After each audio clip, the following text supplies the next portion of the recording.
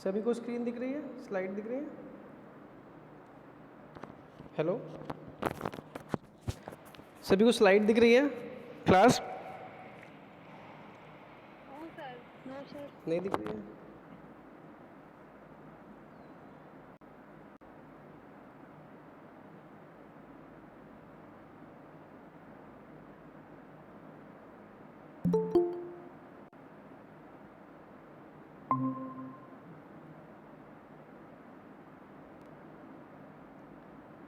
अभी दिख रही है स्लाइड्स? Yes sir.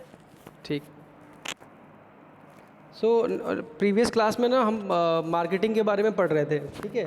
तो वहाँ तक समझ में आ गया था सभी को? Yes sir. तो मार्केटिंग मिक्स क्या होता है, जहाँ पर हमने डिस्कस करी थी इनके बारे में, टर्म्स के बारे में पढ़ा था कि हमने यहाँ से स्टार्ट किया था कि मार्केटिंग में रिसर्च कैसे इम्पॉर्टेंट है, ठीक है? कैसे रिसर्च को कैसे हम कंडक्ट कर सकते हैं, और जब हम कोई प्रोडक्ट या सर्विस लॉन्च करते हैं तो हम कैसे डेटा कलेक्ट करते हैं, कैसे सर्वे करते हैं, कैसे अपने प्रोडक्ट को कैटेगराइज करते हैं।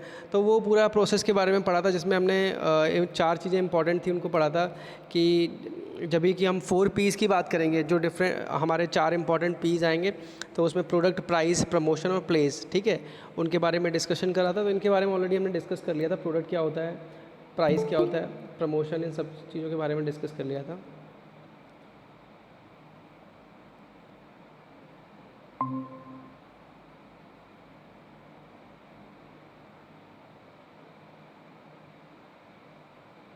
अब हम आज प्रोडक्ट, प्राइस, प्रमोशन, इनके बारे में डिस्कस कर लिया था। पैकेजिंग के बारे में थोड़ा बताया जाएगा यहाँ पर, क्योंकि आपके एडवर्टाइजिंग का जो यूनिट 2 है उसमें इन टर्म्स का यूज़ करा गया है, इनके बारे में आपको नॉलेज होना चाहिए, ठीक है? सो पैकेजिंग के बारे में डिस्कस करते हैं। तो पैकेजिंग के बारे में जहाँ तक हम आप सारे लोग जानते हो कि पैकेजिंग में जब हम किसी प्रोडक्ट को उसके आउटसाइड को रैप करते हैं और उसको, ताकि वो अट्रैक्टिव लगे और हमारे कंज्यूमर्स या जो कस्टमर्स हैं उनको पसंद करें, तो उस चीज़ को हम कैसे जो हमारा विज्ञापन होता है या जो हमारा एड्स होता है उसमें कितनी इम्पोर्टेंट है। सो अगेन कई बार प्रमोशन मार्केटिंग के अंदर भी इसको ना एक 5वां एलिमेंट्स भी हम लेके चलते हैं। जैसे 4 एलिमेंट हमने पढ़े थे, बट कई बार 5वां एलिमेंट जो होता है हमारा पैकेजिंग होता है, कि पैकेजिंग भी प्रमोशन के लिए बहुत इंपॉर्टेंट होता है। कि अगर प्रोडक्ट को, सभी को वॉइस क्लियर आ रही है? Hello, yes sir. हाँ ठीक है, चलो। सो हम जो बता रहे थे कि कई बार जो हमारा पैकेजिंग होता है वो भी मार्केटिंग के अंदर प्रोडक्ट को प्रमोट करने का एक सही तरीका होता है। और कई बार हम इसको 4 पीस जो हमने पढ़े हैं, इसको 5वां पी भी माना गया है पैकेजिंग को, ठीक है? सो जो ये हमारा पैकेजिंग होता है, ये जो attraction, attention of the product, कि जैसे मैं एग्जांपल बताऊं कि जब कभी भी हम ना ग्रोसरी का सामान लेने जाते हैं, शॉपिंग मॉल में जाते हैं, या कभी बिग बाज़ार जाते हैं, या कभी लोकल स्टोर पे जाते हैं, तो कई बार हम चीज़ों को, जब हम कोई जब चीज़ों को रखा देखते हैं, जैसे हम मान के चलो कोई कुकीज़ ले रहे हैं, बिस्किट ले रहे हैं, या हम कोई नमकीन ले रहे हैं, या कोई भी हाउस होल्ड चीज़ ले रहे हैं, या कोई हमारा डिटर्जेंट पाउडर ले रहे हैं, तो हम जनरली उनको देखते हैं कि कौन सा प्रोडक्ट कैसा दिख रहा है, ठीक है? और उसके जो विजुअल अपीलिंग को देख के ही हम उसको कई बार शॉपकीपर से बोलते हैं वो प्रोडक्ट दिखाने के लिए। तो उसकी पैकेजिंग कितनी इंटरेस्टिंग है, उसमें किन चीज़ों का ध्यान रखा गया है, उसको कैसे डिज़ाइन किया गया है, तो वो चीज़ें कस्टमर को बहुत अट्रैक्ट करती हैं, ठीक है? तो उनका भी ध्यान रखा जाता है। जैसे जनरली जब भी हम कोई चीज़ पैकेज करते हैं, अगर मान के चलो हम कोई फूड प्रोडक्ट, उनमें कलर्स का भी बहुत इंपॉर्टेंट होता है पैकेजिंग के अंदर भी, कि वो एसेंस रिलेट करे आपकी किस टाइप के प्रोडक्ट के लिए आप सर्च कर रहे हो। भाई अगर आप मान के चलो कोई मतलब कोई जो होता है क्लीनर देख रहे हो, ठीक है? कोई यूटेंसिल क्लीनर देख रहे हो, तो उसके कलर्स कैसे रहेंगे? कोई आप अगर फूड प्रोडक्ट देख रहे हो तो उसके कलर कैसे रहेंगे, ठीक है? तो कलर्स तो बेसिकली जो हमारे एलिमेंट और डिज़ाइन होते हैं, एलिमेंट जिसमें लाइन होता है, कलर होता है, ठीक है? लाइन है, कलर है, टेक्सचर है, ठीक है? और वैल्यू है। तो ये एलिमेंट्स को ही हम ऐसे यूटिलाइज़ करते हैं जब वाइल डिज़ाइनिंग अ प्रोडक्ट, कि वो इंटरेस्टिंग और अट्रैक्टिव लगे। तो उसके अकॉर्डिंग फिर हम अपने प्रोडक्ट को शॉपकीपर से बोलते हैं या उसको हम परचेज़ करते हैं। तो अगेन पैकेजिंग का काफ़ी इंपॉर्टेंट रोल होता है। इनको अगर पैकेजिंग के ऊपर आता है तो आप ऐसे इनके बारे में लिख सकती हो कि मार्केटिंग को हेल्प करता है, सपोर्ट करता है, और कहीं ना कहीं हमारे जो कस्टमर को अट्रैक्ट करता है तो उसको बाय करने के लिए, ठीक है? सो इसके बाद और इसके बाद जो सेकंड पॉइंट में बताया गया material use to wrap protect good. सिर्फ पैकेजिंग का सिर्फ एक ही एम नहीं होता है कि वो देखने में सुंदर लगे या अच्छा लगे। अगर मैं बात करूँ बहुत सारे ऐसे पैकेजिंग्स हैं जो हमारे प्रोडक्ट को सेफ़ रखते हैं। तो अब मुझे तुम लोगों में कोई एग्जांपल बताओ कि कौन से ऐसे जो प्रोडक्ट हैं पैकेजिंग्स हैं जिनमें लगता है कि आपको प्रोडक्ट सेफ्टी के साथ हमारे पास पहुंच जाता है। तो कुछ ऐसे एग्जांपल रिलेट करना चाहोगे तुम आप में से कोई, जिसकी पैकेजिंग आपको अच्छी लगी और आपको देख के समझ में आया हो कि इसको इतनी, मतलब कुछ एग्जांपल बताओ, फिर मैं कुछ और आपको बताता हूँ अगर नहीं आएगा तो। कोई पैकेजिंग आपको जो कभी इंटरेस्टिंग लगी हो?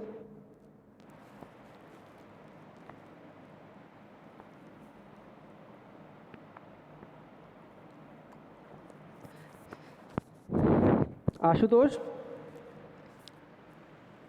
Hello, Saumya, yes sir. कोई पैकेजिंग का एग्जांपल बताओ जो तुम्हें इंटरेस्टिंग लगी हो? हाँ सर, मुझे तो मतलब कि मोबाइल पे कुछ अच्छे लगे हैं, उन्होंने मतलब किस तरीके से उसको प्रेजेंट किया है, अच्छा ओपन करने का सब तरीका। अच्छा अच्छा, तो मोबाइल की जो, रेडमी के नए मोबाइल का, हाँ रेडमी के नए मोबाइल की जो पैकेजिंग आ रही है वो काफ़ी सही है। हाँ, तो मोबाइल की आपकी पैकेजिंग अच्छे लगते हैं। और अनामिका, तुमने कोई पैकेजिंग नोटिस करी हो जो तुम्हें इंटरेस्टिंग लगी हो? वैसे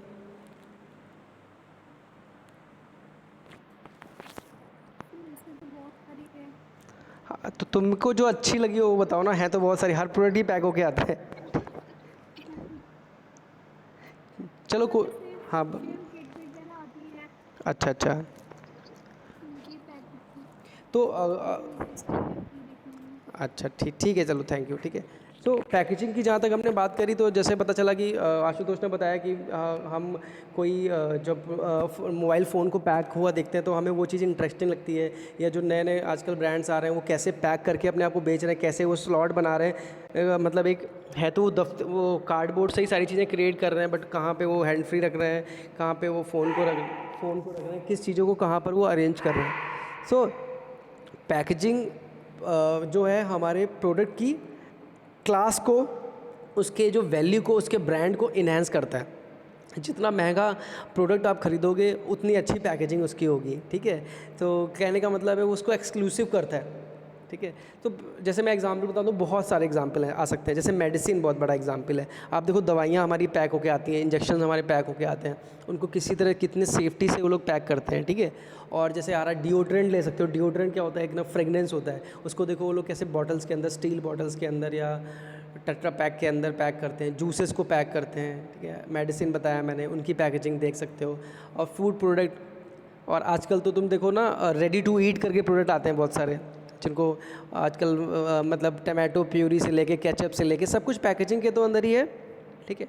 तो पैकेजिंग हमारा काफ़ी इंपॉर्टेंट रोल प्ले करता है प्रोडक्ट की सेल और प्रोडक्ट के प्रमोशन में, ठीक है। और कई बार ऐसा भी होता है कि कुछ लोग जो डिज़ाइन के अंदर कुछ लोग होते हैं जो पैकेजिंग को ही एज अ स्पेसिफिक अपने स्ट्रीम ले लेते हैं, ठीक है। पैकेजिंग को स्टडी करते हैं। इनफैक्ट आप अगर सर्च करोगे तो नेशनल इंस्टीट्यूट ऑफ पैकेजिंग भी आपको मिल जाएगा। इंडिया के अंदर कुछ इंस्टीट्यूट्स हैं जो आपको पैकेजिंग के ऊपर ही पूरी डिग्री देते हैं, उसके ऊपर पूरा पढ़ाते हैं कि पैकेजिंग के अंदर कितना कुछ है। तो डिपेंड करता है, अगर आप कुछ इसको लेके आगे कुछ काम करना चाहते हो या अपने डेजर्टेशन में यूज़ करना चाहते हो या कुछ इंटरेस्टिंग रिसर्च करना चाहते हो तो तुम पैकेजिंग को यूज़ कर सकते हो। तो बहुत सारी चीज़ें हैं पैकेजिंग में, कुछ मैंने स्ट्रीम्स और स्कोप बता दिए तुम्हें। और एक बात और कही जा रही है कि मटेरियल, डेफिनेटली मटेरियल मैटर करता है पैकेजिंग के लिए, कि वो जो किस टाइप के ऑब्जेक्ट को किस में पैक करना है, ठीक है। कोई कार्टून में पैक होगा, कोई ग्लास में पैक होगा, कोई टेट्रा पैक में पैक होगा, कोई प्लास्टिक में, कोई एयर टाइट कंटेनर में पैक होगा। तो सब पैकेजिंग डिपेंड अपॉन प्रोडक्ट, ठीक है। पैकेजिंग कंटेन प्रोडक्ट प्रिजर्व और ट्रांसपोर्ट, मतलब पैकेजिंग जो हमारा क्या रोल प्ले कर रही है, एक तो प्रोडक्ट कर रही है हमारे सामान को या हमारा जो प्रोडक्ट है उसको प्रिजर्व कर रही है, मतलब उसको ज़्यादा दिन तक सेफ रख रही है, ट्रांसपोर्टेशन के लिए इजी कर रही है और इन्फॉर्म कर रही है।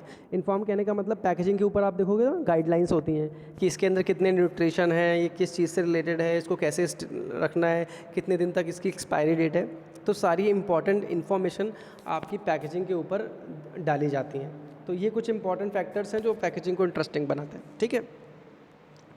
अब एक बहुत इंटरेस्टिंग हम मेरे को इमेज मिली थी तो मैंने कहा था आप लोगों से शेयर करूँगा कि एक 9th सेंचुरी में ये इमेज दिख रही है सभी को। Yes sir. हाँ, एक तरह से ये एक वाइन कंटेनर है ब्रोंज मटेरियल का, जो कि 19 सेंचुरी में यूज़ किया जाता था।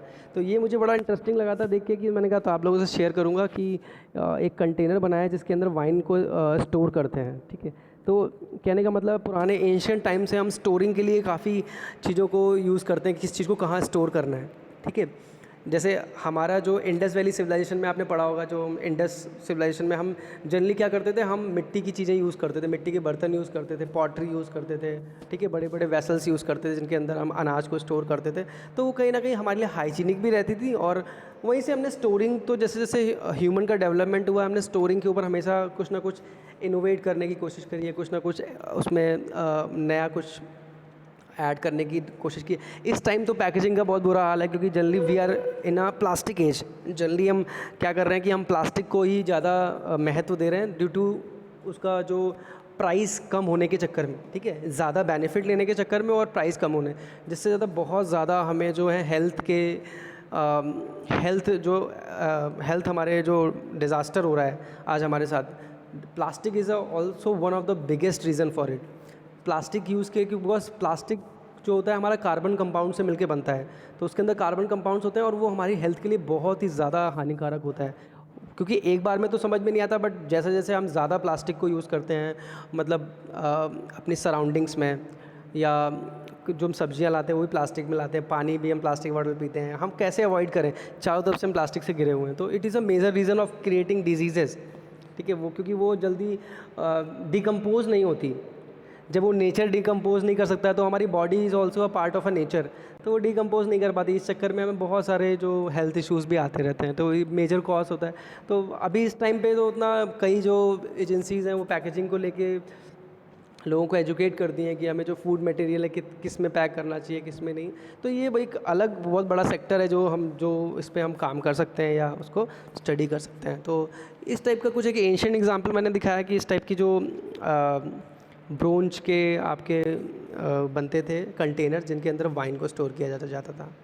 इसके बाद अभी जो हम प्लास्टिक पे बात कर रहे हैं, तो अगेन प्रोडक्ट पैकेजिंग के ऊपर अगर देखा जाए, तो मैंने आपको एग्जांपल अभी बताया, मेडिसिन से लेके आपके जो फूड आइटम्स हैं, जिनको हम ईटेबल्स हैं, अलग अलग ब्रेड से लगा के, नमकीन से लगा के, बिस्किट, मिल्क, ठीक है, शैम्पू के शैशे।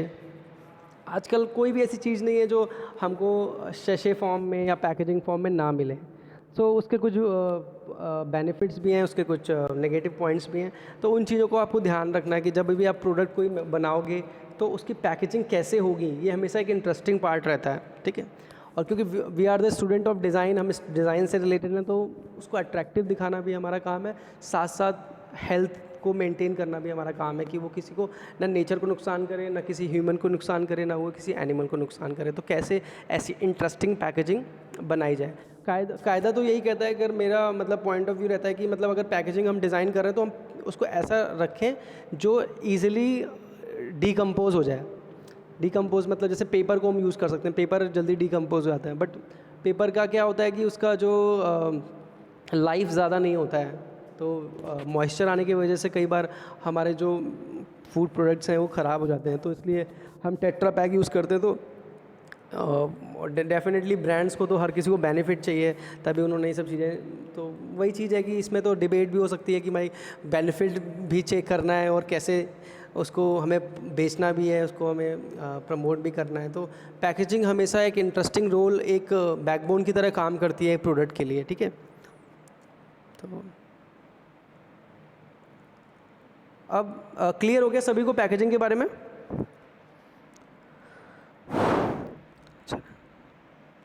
हेलो,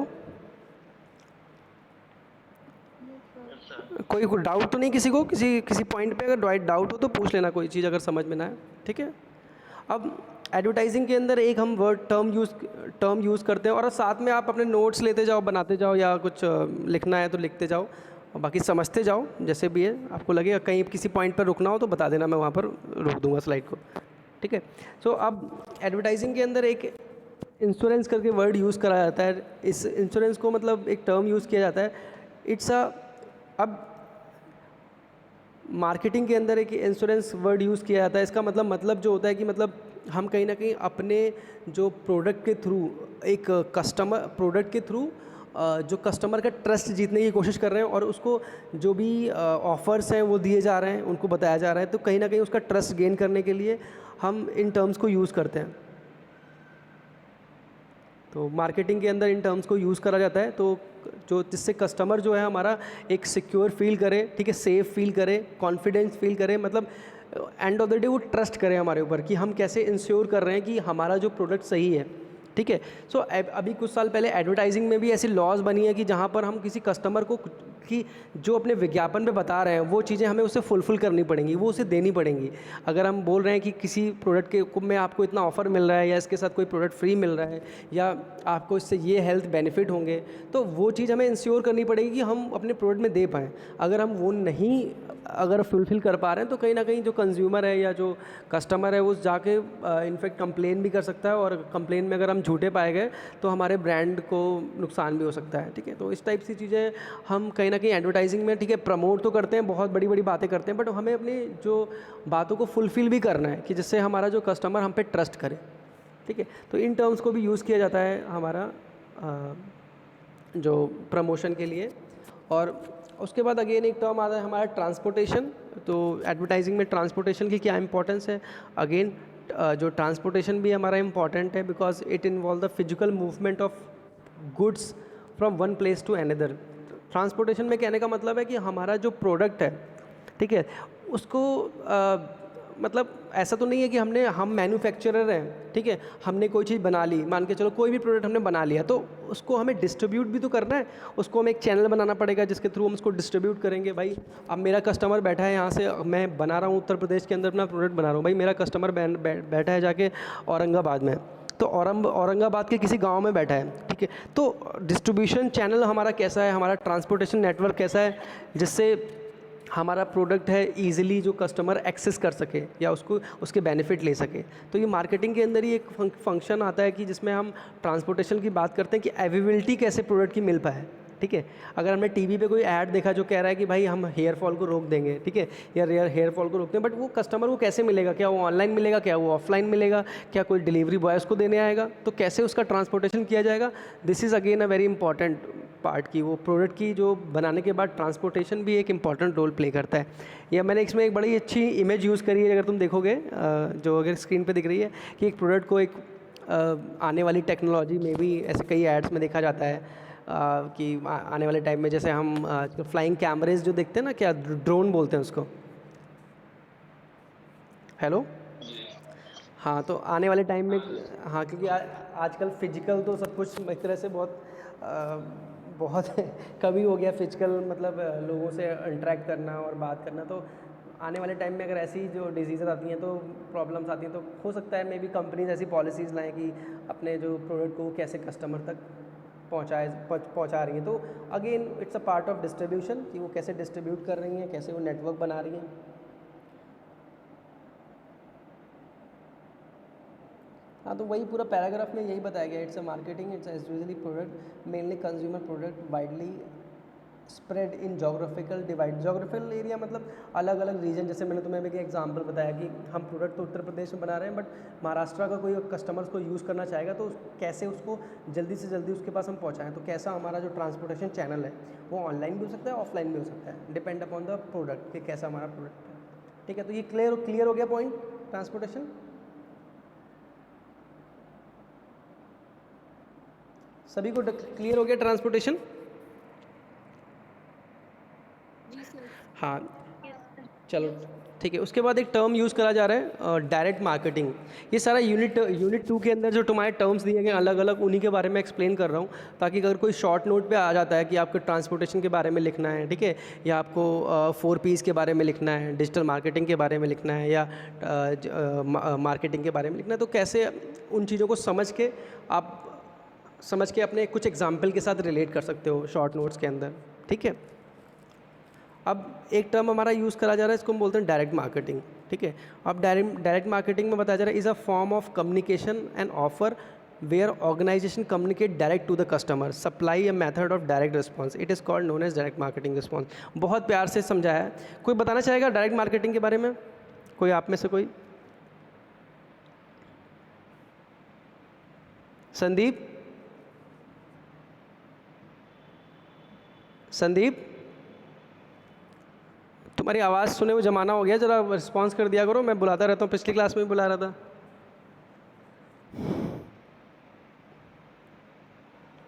आई थिंक है लाइन पे कि नहीं, देखो ज़रा।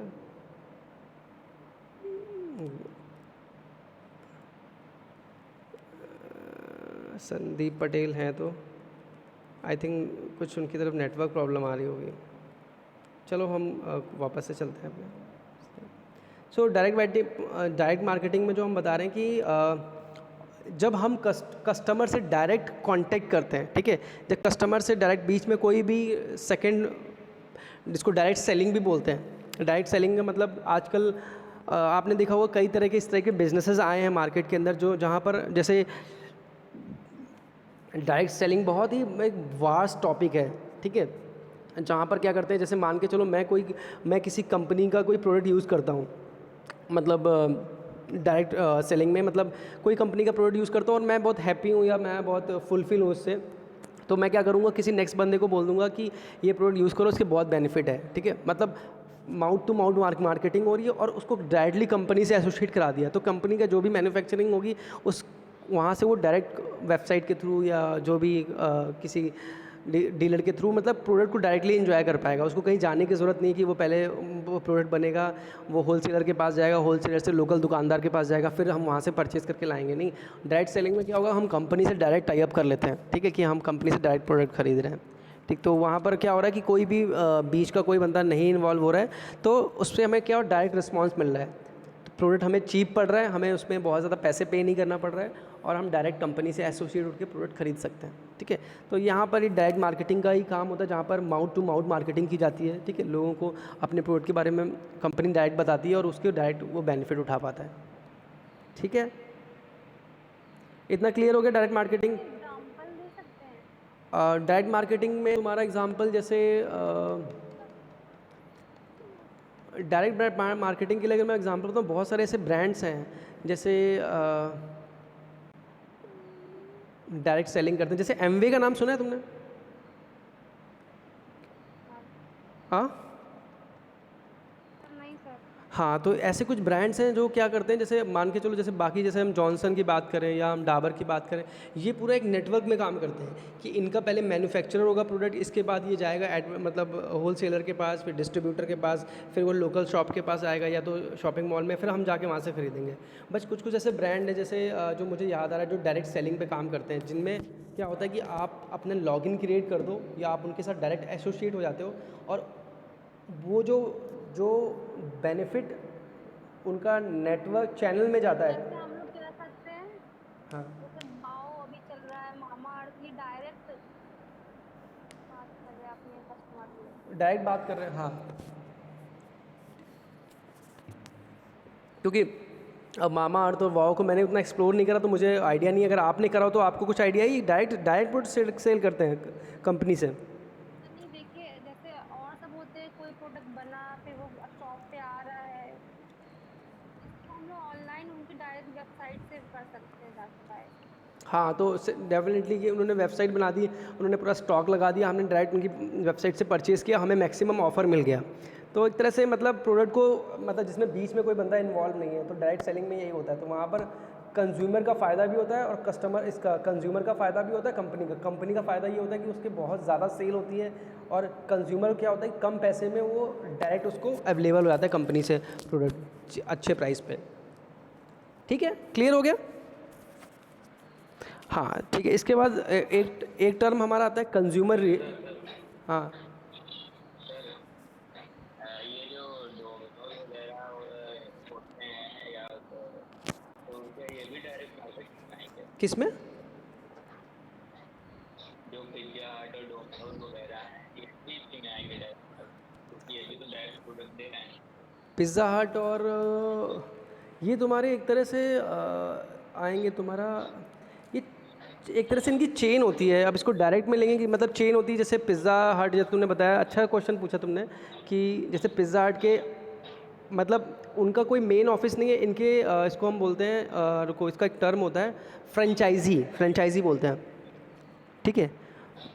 हम मतलब फ्रेंचाइजीज़ पे काम करते हैं कि पिज़्ज़ा हट ने क्या किया कि अपनी फ्रेंचाइजी देना स्टार्ट कर दी। मतलब देखो किसी का नॉइज़ आ रही पीछे से, थोड़ा डिस्टर्बेंस हो रहा है कुछ, ठीक है। हाँ तो माइक बंद कर दो, अगर जो बात कर रहा है वही माइक खोले, बाकी लोग अपना बात करने के बाद माइक बंद कर दिया करो, ठीक है। तो आशुतोष, जैसे ये जो तुम बता रहे हो ना पिज़्ज़ा हट का, तुमने एग्जाम्पल बात करी, तो पिज़्ज़ा हट जनरली फ्रेंचाइजी सिस्टम पे काम करता है।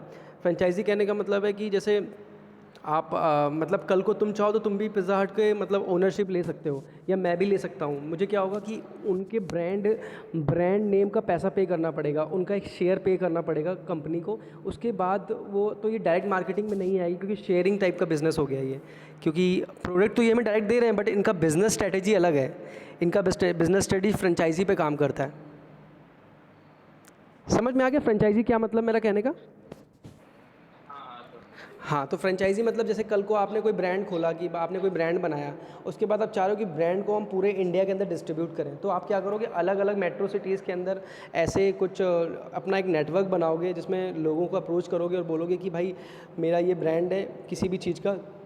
तो उसमें क्या होगा, जैसे मान के चलो आपने कोई ब्रांड बनाया, ठीक है, आपने मे बी कोई पेंसिल कलर को इन्वेंट किया कि, या कोई चारकोल की नई पेंसिल बनाई। अब आप चाहते हो कि इंडिया के अंदर इतने आर्टिस्ट हैं, तो क्यों ना मैं ये जो अपना चैनल है इसको और बढ़ाऊँ बिज़नेस को, ठीक है। क्योंकि बिज़नेस का मतलब ही होता है कि एक्सपेंशन, जितना ज़्यादा हम उसको एक्सपेंड कर सकें। तो क्या होगा कि मतलब कई बार होता है कि हम लॉयल्टी चार्ज लगाते हैं उसके अंदर, या हम ब्रांड नेम के नाम पे पैसा लेते हैं, या हम फ्रेंचाइजी के नाम पे पैसा लेते हैं। मतलब उससे क्या होता है कि जैसे मैंने तुम्हारी ब्रांड को ख़रीदा, तो मुझे तुम्हें एनुअली कुछ पैसा पे करना पड़ेगा, क्योंकि मैं तुम्हारा नाम यूज़ कर रहा हूँ अपने प्रमोशन के लिए, या अपने फ़ायदे के लिए, या अपने ग्रोथ के लिए, ठीक है। तो वहाँ पर डायरेक्ट सेलिंग नहीं होगी, यहाँ पर कहीं ना कहीं फ्रेंचाइजी सिस्टम आ जाएगा, ठीक है। तो हमें ब्रांड को बिज़नेस के पॉइंट ऑफ व्यू से भी समझना पड़ेगा कि जब हम एडवर्टाइजिंग की बात करते हैं, तो डेफिनेटली एडवर्टाइजिंग को हम डायरेक्ट रिलेट कर सकते हैं मार्केटिंग, बिज़नेस, क्योंकि बिज़नेस का ही एक रूप है ये हमारा एडवर्टाइजिंग और मार्केटिंग, ठीक है। इसके बाद हम एक टर्म आता है, अभी क्लियर है आशुतोष? हाँ, उसके बाद एक हमारा एक टर्म आता है, यूज़ किया जाता है, इसको बोलते हैं कंज्यूमर रिएक्शन, ठीक है। कंज्यूमर रिएक्शन हमारा क्या है, इसके बारे में बात करेंगे। तो डेफिनेटली नाम से ही पता चल रहा है कि कंज्यूमर का क्या रिएक्शन है, या उसका क्या फीडबैक है हमारे प्रोडक्ट के ऊपर, ठीक है। तो इसमें बताया जा रहा है कि इट्स प्रोडक्ट और service determine your marketing success of your product faith.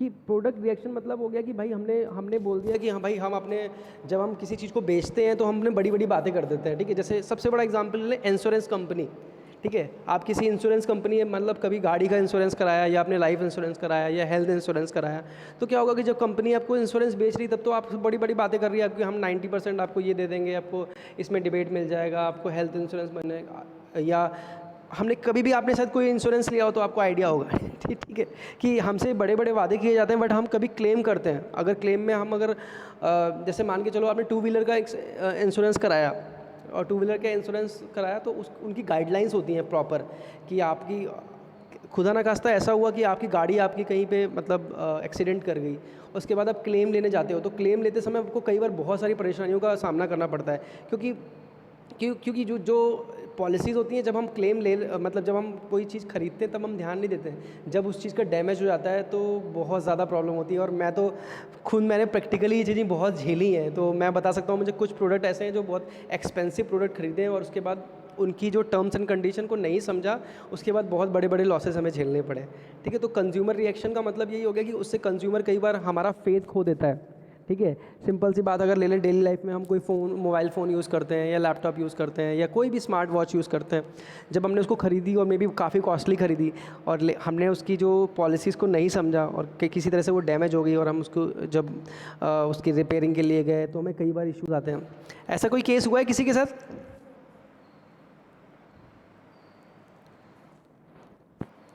Hello, कभी हुआ हो कि तुम किसी चीज़ का मतलब हाँ आशुतोष?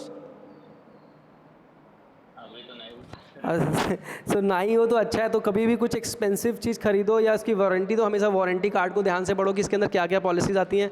अगर बाई चांस इसमें अगर डैमेज होता है या कोई प्रॉब्लम होती है तो हम कैसे उसको उनसे क्लेम ले सकते हैं, because brands are very smart.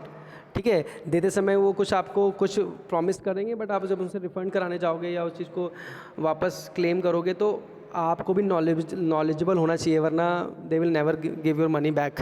ठीक है, ठीक है। तो उसकी वजह से क्या हो रहा है, प्रॉब्लम क्या होगी, कंज्यूमर फेथ खो देगा। ठीक है, फेथ खो देगा और वो आपकी ब्रांड पर दोबारा कभी नहीं आएगा, और बाकी जो अपने जो पहचान के उनको भी मना कर देगा कि this product is totally worst, don't purchase it. ठीक है, सिंपल सी बात है। जब हम कोई अमेज़न से या ऑनलाइन शॉपिंग करते हैं तो हम प्रोडक्ट खरीदते हैं तो हम क्या करते हैं, रिव्यू देखते हैं कि बाकी लोग इसके बारे में क्या कह रहे हैं। ठीक है, आप कल को जाके कोई भी प्रोडक्ट अमेज़न पे या किसी भी शॉपिंग वेबसाइट पे देखते हो तो हम उसके रिव्यूज़ देखते हैं कस्टमर का क्या कहना है। तो कई बार नेगेटिव रिव्यूज़ क्यों नहीं आते, हम प्रोडक्ट नहीं खरीदते हैं क्योंकि हमें लगता है कि ना इतने लोग बोल रहे हैं कि, तो वहाँ पर क्या हुआ कि हमारा फेथ जो है कस्टमर का वहाँ पर फेथ नहीं आया उस प्रोडक्ट पे। और वहीं पर अगर कोई प्रोडक्ट आएगा उसकी रेटिंग अच्छी आ रही है, 4.5 रेटिंग आ रही है, 5 रेटिंग आ रही है, और कई कंज्यूमर उसके बारे में अच्छा बोल रहे हैं, तो डेफिनेटली हम ट्रस्ट के साथ उसको खरीद लेते हैं। तो कंज्यूमर का रिएक्शन बहुत इंपॉर्टेंट है आपकी ब्रांड बिल्डिंग में, कि कंज्यूमर हमारा क्या गुड फील कर रहा है, बैड फील कर रहा है, या सेटिस्फाई है कि नहीं है। तो उन चीज़ों को ही हम कंज्यूमर रिएक्शन के अंदर पढ़ेंगे कि कैसे उस पर हम फेथ डेवलप कर रहे हैं। ठीक है, so focus on the extreme view that consumer accept both positive and negative. तो इसलिए कभी भी किसी ब्रांड के सक्सेस होने के लिए कंज्यूमर का जो फीडबैक है वेरी इंपॉर्टेंट। फीडबैक पॉजिटिव हो नेगेटिव हो। नेगेटिव अगर फीडबैक अगर कोई आपको दे रहा है, बोल रहा है कि नहीं आपका प्रोडक्ट नहीं अच्छा है, या तो आपने उन प्रोडक्ट उनके जो उनकी इश्यूज़ हैं उनको शॉर्ट आउट करके अपने प्रोडक्ट के अंदर इन्हांसमेंट कर लिया या उसको चेंज कर लिया, तो वो आपके कंज्यूमर आपके साथ रिटेन करेंगे, वरना वो छोड़ के किसी और ब्रांड पे स्विच कर जाएंगे। तो अगेन अगर कोई कंज्यूमर आपका ट्रस्टेड कंज्यूमर जाता है तो इट्स अ लॉस। ठीक है, तो अगेन तो इसे consumer reaction is again important, क्योंकि वो हमें फीडबैक बताता है कि हमारा प्रोडक्ट सही है कि नहीं है। ठीक है, तो ये क्लियर है, हो गया पॉइंट। तो इसमें जैसे एक और बहुत बड़ा आया हमारा, इसमें बताया गया है सेकंड पॉइंट में कि failure product of consumer may be those rating or quit. कि जैसे कई बार हम बैंक की सर्विस यूज़ करते हैं, या हम ऑनलाइन कोई केक डिलीवर कराते हैं, या ऑनलाइन कोई भी चीज़ मंगाते हैं, तो हमेशा, या फूड मंगाते हैं, फूड ऑर्डर करते हैं, तो हमेशा जो डिलीवरी बॉय आपसे बोलते हैं ना कि सर रेटिंग कर देना इसमें प्लीज़, अगर मुझे 5 रेटिंग दे देना, बोलते हैं ऐसे, कभी हुआ है आपके साथ? इनफैक्ट सभी बोलते हैं आज के डिजिटल एज में, लाइक एवरीवन वांट्स फीडबैक। ठीक है, सभी को लगता है कि सर फीडबैक दीजिए मेरे को, या आपको प्रोडक्ट कैसा लगा। और उसको फीडबैक को, उसको अगर आपने नेगेटिव फीडबैक दिया तो उसको वो ठीक करने की कोशिश करेंगे, और पॉजिटिव दिया तो वो अगेन उसको प्रमोशन के लिए यूज़ करेंगे ताकि लोगों को ट्रस्ट बढ़े। अगर डेटॉल कह रहा है कि माँ माने डेटॉल का धुला, पूरी दुनिया कह रही है, सारे डॉक्टर्स कह रहे हैं कि डेटॉल अच्छा है, तो डेफिनेटली हम आँख मीच करके डेटॉल खरीद लेंगे, हम इतना उसमें सोचेंगे नहीं। समझ गए? तो हाँ, तो कंज्यूमर रिएक्शन इंपॉर्टेंट है। तो मैंने इसके लिए पॉइंट बता दिए कैसे कैसे आप कंज्यूमर के रिएक्शन को रिकॉर्ड करके अपने ब्रांड को और ज़्यादा पॉपुलर कर सकते हैं और एक्सपैंड कर सकते हैं। ठीक है, सो आज के लिए इतना ही रखते हैं, बाकी यहाँ से फिर कल पढ़ाएंगे आपको मोटिवेशन, आगे जो कुछ पॉइंट्स हैं, फिर मोटिवेशन, रिसर्च, ये सब है, फिर हम कल कंटिन्यू करेंगे। ठीक है, अभी भागना मत, 2 मिनट में अटेंडेंस लगा देता हूँ, फिर जाना। ठीक है, वेट करो।